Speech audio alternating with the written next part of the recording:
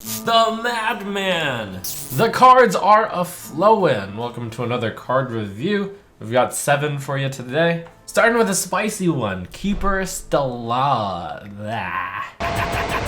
Starting with a spicy one, Keeper Stellaris, 2 mana, 2/3. After you cast a choose one spell, add copies of both choices to your hand. So a lot of people are, rightfully so, comparing this with Fandral Staghelm. Similar yet very different. Whereas Staghelm puts out a lot of tempo because you cast it along with your spell and immediately get both sides effect. Keeper Stellaris is more of the slow incremental value type card, which by the way we're seeing a lot of in this expansion. Where this is better than Fandral is that you're going to be able to, over time, be able to cast 3 copies of a single spell, which is a lot of value. When you think of a 2 mana, 2/3 Battlecry, draw 2 cards, that's insane. And it is a Battlecry, draw 2 cards when you use Wrath along with Keeper Stellaris. That's really good. Or you play Power of the Wild. Those are the 2 immediately obviously good choose one spells.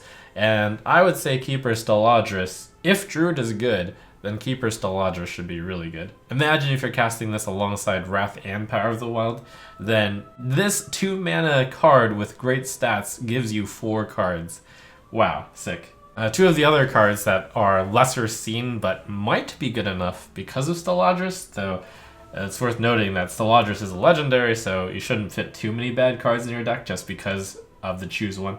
But Mark of the Loa and Starfall are a maybe. Hunter gets a 6 mana Unleash the Beast spell, Twinspell, summon a 5/5 Wyvern with Rush. That seems strong. It's a 6 mana 5/5 with Rush, which draws you another 6 mana 5/5 Beast with Rush. Given that the 5/5 Rush stat line is probably about 5 mana, the fact that this is just +1 more mana and draws you a card which is like slightly 1 mana worse than a normal card, like that seems really good.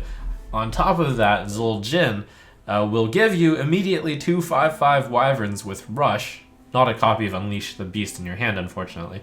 Given that Zul'jin was insane because of Lesser Emerald Spellstone, 2 5/5 Wyverns with Rush is arguably better than 4 3/3 Wolves.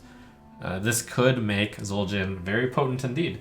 So, are we going to see a value hunter deck after Rexxar rotates out still? It could be a mid-rangey, late-game-ish hunter. Maybe we'll even see some of the cards that were looking to be pretty decent in Rosticon's Rumble but didn't get a chance to shine. Another late-game value card for hunter, Varisa Windrunner, 7 mana, 5/6 legendary. Battlecry equip Thoradel, the Star's Fury. Thoradel is a 2/3 weapon with when your hero attacks, get +2 spell damage for your turn. This has much more difficulty seeing play. There are only a handful of hunter spells out there right now that deal damage. Arcane Shot, Baited Arrow, Bomb Toss, Explosive Shot, Kill Command, Multi-Shot, Wing Blast. There's only 7. A lot of them rotated out. How good this card is going to be is really going to depend on the other spells that are in this set.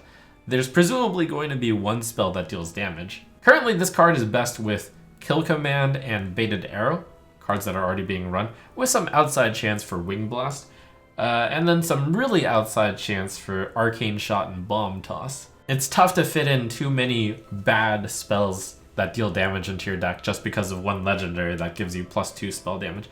But just keep in mind that Varisa Windrunner as a package isn't too bad. So in theory, the value is worth it. It's just that can hunters go in this direction of needing a slow 7 mana card?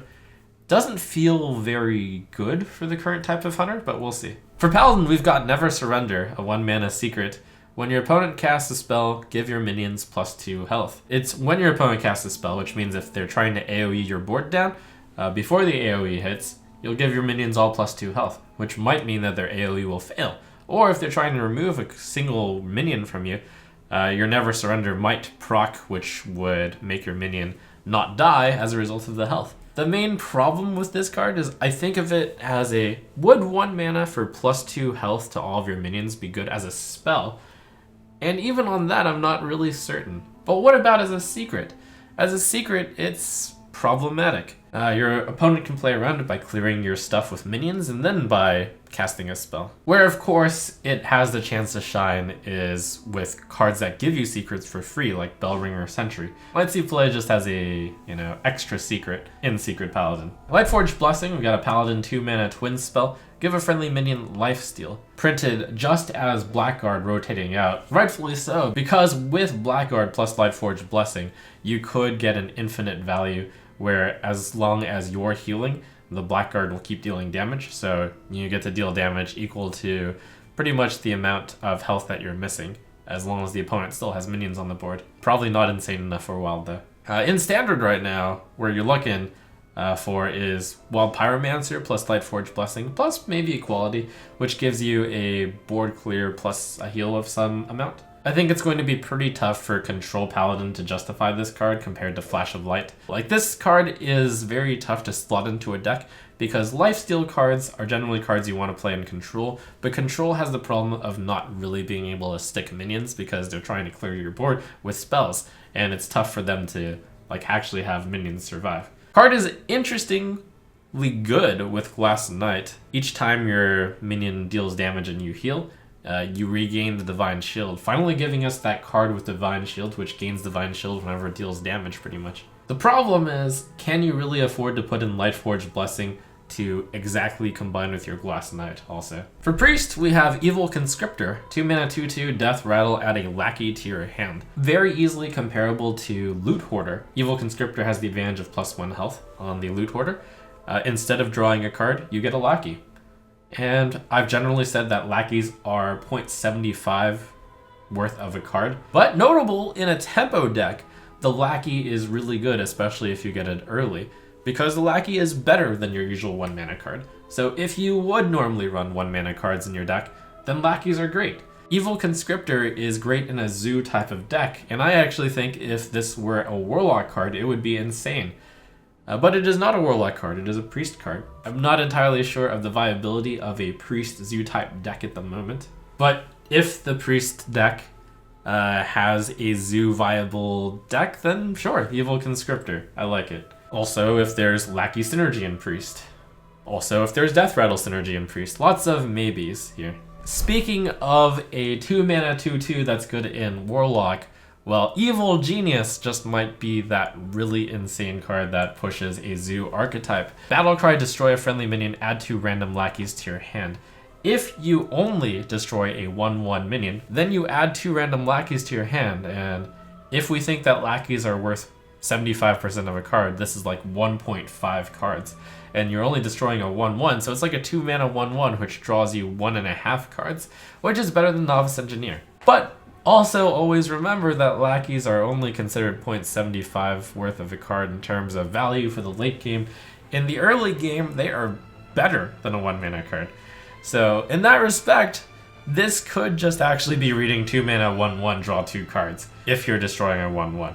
But you don't have to only destroy a 1/1. You can destroy things that you want destroyed, like Scarabeg, in which case it's an upside that you're destroying a friendly minion. So Evil Genius, I'm thinking that this is going to set Warlock on a path of trying to find cards that they want destroyed.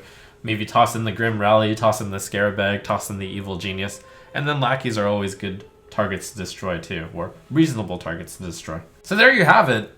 Interesting set of reveals, a lot of incremental value cards, cards that are just slightly better for the mana cost for value purposes. I actually think that every single card shown today is a value card. So, boy, am I liking this set right now. It's looking to shape up for my second term as Mayor of Value Town.